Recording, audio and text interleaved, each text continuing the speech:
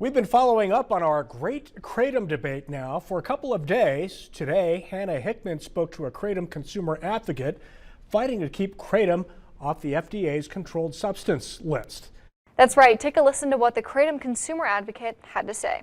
Matt Haddo with the American Kratom Association takes his work very seriously. I have been to dozens and dozens of hearings around the country and heard people stand before legislatures and tell them Kratom has saved their lives. According to Haddo, the FDA isn't doing anything to change their position on Kratom. They just keep repeating the same science, the same arguments that were characterized as embarrassingly poor evidence and data. Haddo cites evidence from a study on Kratom researched by 4 different doctors.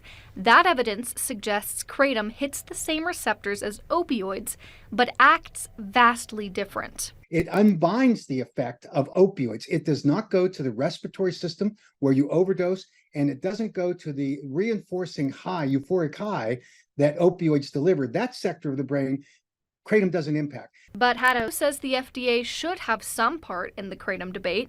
It should regulate it. The FDA should regulate Kratom so that we don't have adulterated Kratom products on the marketplace that are laced with dangerous substances that do cause addictions and deaths. At the end of the day, Haddo wants the FDA to do their part in recognizing Kratom as a useful product to help people overcome things like chronic pain and anxiety. The last thing the FDA should be doing is demonizing a solution.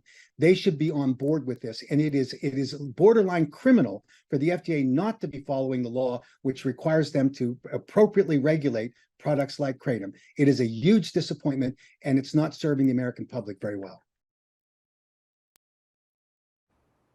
And a few of you took to our Facebook page to voice your thoughts on Kratom. The majority of the comments are in favor of using it. Some of you shared your own personal experiences with us about overcoming addiction and how Kratom helped you.